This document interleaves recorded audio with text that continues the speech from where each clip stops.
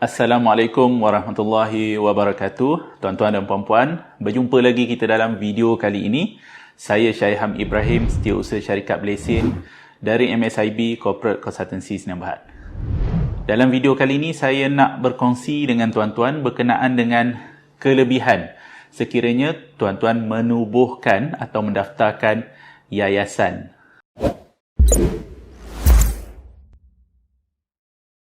Sebenarnya untuk menjalankan aktiviti kebajikan, tuan-tuan boleh jalankan secara individu, menggunakan pertubuhan macam persatuan dan termasuklah menggunakan yayasan.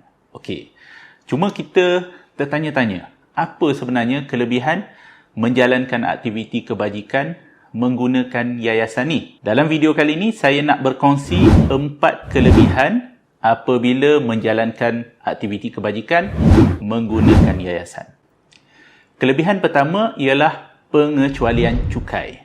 Di mana apabila tuan-tuan siap mendaftarkan yayasan, sama ada di SSM ataupun di JPM, tuan-tuan boleh memohon kepada pihak LHDN satu permohonan di bawah subsection 44/6 iaitu pengecualian cukai. Apabila tuan-tuan mohon lulus permohonan pengecualian cukai ni, yayasan tuan-tuan akan dikecualikan daripada pembayaran cukai. Tak perlu bayar cukai. Pada masa yang sama, tuan-tuan juga akan dapat pengurangan cukai kepada sesiapa sahaja yang menyumbang kepada yayasan tuan-tuan dan puan-puan. Kelebihan yang kedua ialah yayasan ni dia sesuai untuk menerima duit yang banyak. Bila kita menjalankan aktiviti kebajikan, mungkin kita perlukan sumbangan daripada orang ramai ataupun sumbangan daripada syarikat korporat. Jadi, di mana sumbangan itu nak masuk? Kalau kita menjalankan secara individu, duit itu akan masuk ke dalam akaun individu kita. Mungkin tak sesuai daripada segi cukai. Dia akan efek cukai persendirian kita. Kalau masuk ke dalam syarikat pula, dia akan efek cukai syarikat. Cukai syarikat akan menjadi tinggi dan kita perlu membayar cukai kepada pihak kerajaan. Yayasan ni, dia boleh menerima duit yang banyak, tu satu kelebihan. Macam syarikat tadi, tak semestinya sesuai. Sebab bila syarikat terima duit, kebiasaannya syarikat akan kena tukar dengan barangan atau perkhidmatan. Sebab syarikat menjalankan perniagaan. Tapi kalau yayasan, boleh terima sumbangan tanpa memberikan apa-apa balasan. Ianya adalah sumbangan. Memang yayasan ni, tujuan ni adalah menerima duit. Dia boleh dikecualikan daripada membayar cukai dan yayasan juga boleh menerima duit. Itu kelebihan yang kedua. Kelebihan yang ketiga ialah yayasan ni lebih diyakini. Sebab apa lebih diyakini? Sebabnya, setiap tahun, yayasan perlu menghantar yang pertama laporan tahunan, yang kedua laporan audit. Dia hantar ke mana tu bergantung kepada di mana yayasan itu ditubuhkan. Kalau yayasan tu ditubuhkan di SSM, laporan tersebut hendaklah dihantar ke SSM. Begitu juga kalau yayasan itu ditubuhkan di bawah JPM, laporan tu perlu dihantar kepada JPM.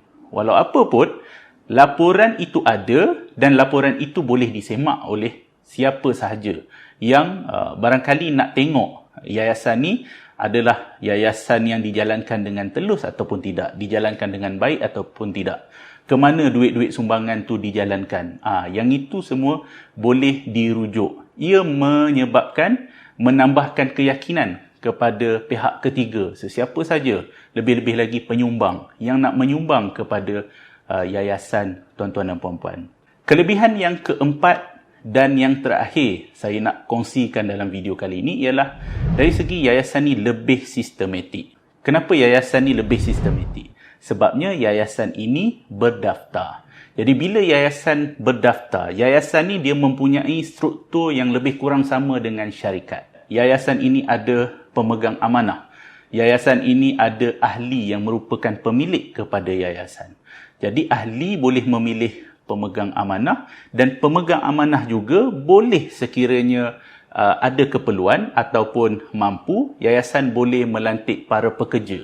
Para pekerja ini boleh diberikan gaji menggunakan duit yayasan. Ini menyebabkan struktur dia lebih sistematik.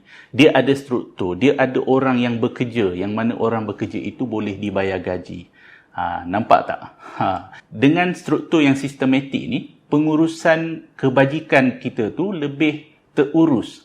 Bukan kata kalau kita buat secara individu ni, kita main harap je orang ni buat tu, orang ni buat tu, orang ni buat ini.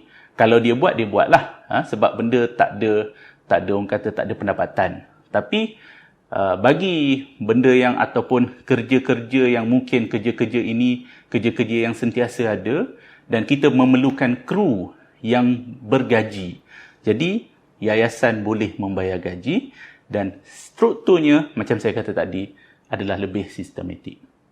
So, saya harapkan perkongsian saya dalam video kali ini memberikan kefahaman dan ilmu tambahan kepada tuan-tuan dan puan-puan serta menjawab persoalan bagi tuan-tuan yang ada pertanyaan berkenaan dengan apa sebenarnya kelebihan menubuhkan yayasan. Sekiranya di antara tuan-tuan ada yang berminat untuk menubuhkan yayasan sama ada di SSM ataupun JPM, tuan-tuan boleh hubungi nombor kami 0125134034 ataupun 0390553341. Kami akan membantu tuan-tuan mendaftar, menubuhkan yayasan tuan-tuan daripada A sampai Z sehinggalah kepada manage ataupun maintain yayasan tuan-tuan dan puan-puan setiap tahun. Sehingga berjumpa lagi dalam video yang akan datang. Saya Syaham Ibrahim. Assalamualaikum. Salam sejahtera.